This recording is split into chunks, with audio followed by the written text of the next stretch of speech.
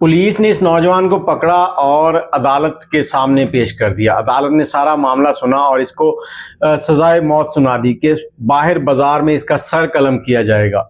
और इसके साथ पकड़ी जाने वाली लड़की के साथ क्या हुआ। अस्सलाम वालेकुम, कैसे हैं आप लोग। मैं हूं आपके साथ अदनान और आज आपको पेशावर से शुरू होने वाली एक कहानी सुनाते हैं। पेशावर का नौजवान अपने घर के लिए अच्छा रोजगार कमाने चाहता था और सऊदीया का वीजा लेता है और सऊदीया पहुंच जाता है। उसकी किस्मत अच्छी कि उसको एक ड्राइवर की नौकरी मिली। सऊदीया में हजारों पाकिस्तानी हैं जो ड्राइवर का काम कर रहे हैं और ड्राइवर की नौकरी कई बार कफील अच्छा मिल जाए तो बहुत अच्छी हो जाती है, और अगर कफील अच्छा ना हो तो आपसे अगर छोटी सी भी गलती हो जाए तो आपको जुर्माना डालते हैं और आपकी तनख्वाह सारी जुर्मानों में कटती रहती है और आप परेशान होते हैं और आखिरकार काम छोड़कर वापस आना पड़ता है। लेकिन इस नौजवान को जो कफील मिला वो बहुत ही कमाल का था। वो इसके ऊपर बहुत एतमाद करता था। कफील जो है वो अक्सर मुल्क से बाहर रहता था और ये उसके बीवी बच्चों को स्कूल लेके जाना है, उसके बाद कहीं उन्होंने खाना खाना है तो वहां भी ले जाता था। सऊदीया में ये रिवाज है कि अगर वो खाना खा रहे हैं तो अपने मुलाजिम को अपने पास बिठाते हैं ताकि उसके साथ नाइंसाफी ना हो, उसको भी वही खाना खिलाते हैं जो खुद खा रहे हैं।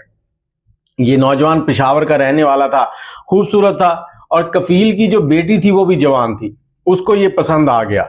अब ये उसे पसंद आया, इन दोनों के दरमियान मामलात बढ़ने लगे, करीबियां बढ़ने लगी। बाप जो है वो घर से बाहर रहता था, माँ को अंदाजा ना हुआ और इस नौजवान ने उस लड़की के साथ कभी होटल में चाय पीने जाना, कभी कुछ इस तरह के मामला चल रहे थे। और यहाँ तक कि ये उसके कमरे में भी चला जाता और घंटों वहां बैठा रहता। लड़की की माँ ने जब देखा कि ये अक्सर मेरी बेटी के कमरे में बैठा रहता है तो उसे शक गुजरा। लड़की की माँ ने कई बार अचानक इनके कमरे में झांक कर देखना चाहा और जब भी वो कमरे में गई तो इंटर होते ही पता चला कि ये सोफे पर बैठा और नजरें झुकाई हुई हैं।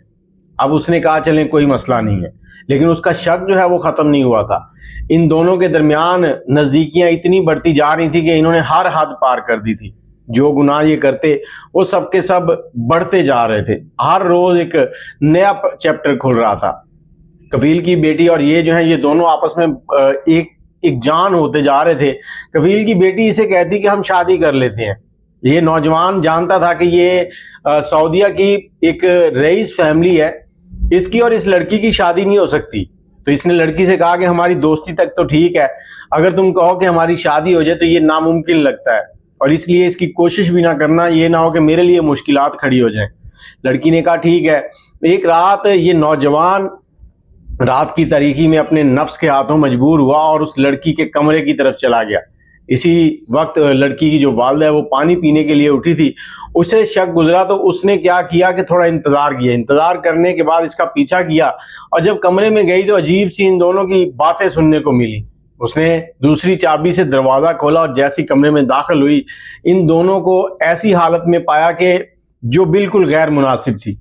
उसने शोर डाला और इसी शोर में इस नौजवान ने समझ लिया कि अब इसकी खैर नहीं है।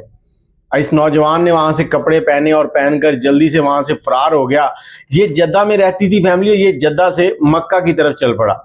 अब ये मक्का पहुंचा, अकामा इसके पास है, इसको किसी ने नहीं रोका।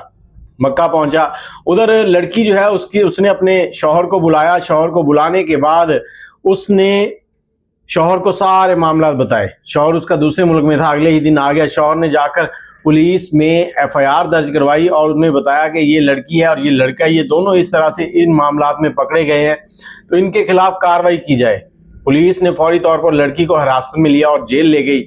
और दूसरी तरफ जो नौजवान था उसके अकामे के ऊपर फौरी तौर पर बैन लगा दिया गया। अब ये नौजवान मक्का पहुंचा, वहां पहुंचकर इसने अपने गुनाहों से तौबा की, नमाज पढ़ी और अल्लाह से दुआएं मांग रहा है कि या अल्लाह मुझे माफ कर दे।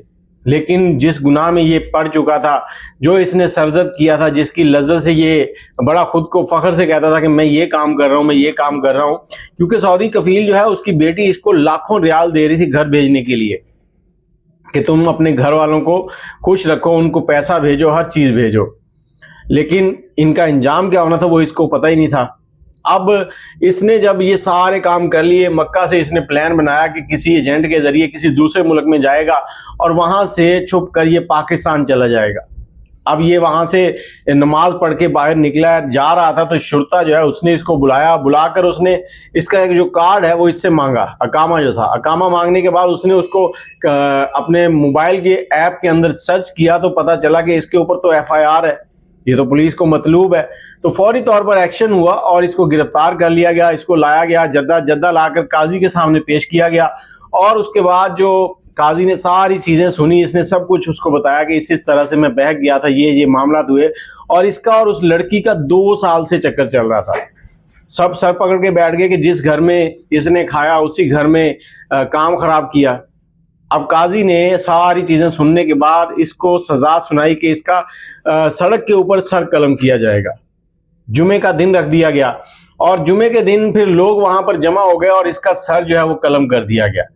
اب اس کا سر قلم کر دیا گیا. دوسری طرف عدالت جو ہے اس نے لڑکی کو چھوڑ دیا. جوان کے بیوی تھے, بچے تھے, سب کچھ تھا, اور لڑکی جو ہے وہ شادی شدہ نہیں تھی, اس لیے اس کو چھوڑ دیا گیا. اور کچھ سزا کچھ مہینوں کی اس کو ملی ہے. اس کے بعد وہ جب جیل سے نکلی تو اس کے باپ نے اس کو ساتھ لیا, اس کے ڈاکومنٹس بنائے اور وہ سعودیہ چھوڑ کر کسی دوسرے ملک چلا گیا. لیکن یہاں پر ایک نصیحت ہے میری ان لوگوں کے لیے کہ جو ڈرائیوری کا کام دوسرے ملکوں میں کرتے ہیں, سب سے پہلے تو اپنی فیملی کے بارے میں سوچا کریں کہ آپ کی فیملی آپ کی منتظر ہے.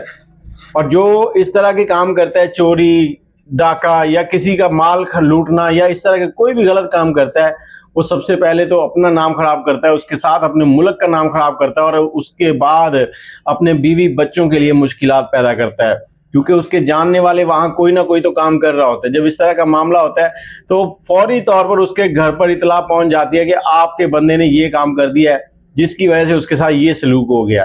اب اس کے بیوی بچوں کے لیے ساری زندگی کی ایک پریشانی ہے کہ ہمارا جو لڑکا تھا اس نے یہ کام کیا اور اس وجہ سے اس کا سر قلم کر دیا گیا. باقی امید ہے کہ آپ سمجھ چکے ہوں گے کہ کیا کرنا چاہیے کیا نہیں کرنا چاہیے. آپ کے پاس کوئی اس طرح کی سٹوری ہے تو ہمیں ان باکس کر سکتے ہیں. 0300252029 اس پہ واٹس ایپ کریں اور اپنی کہانی ہمیں شیئر کریں تاکہ لوگوں تک پہنچ سکے اور اس سے کوئی سبق سیکھ سکے. دعاؤں میں یاد رکھیے گا. اللہ حافظ.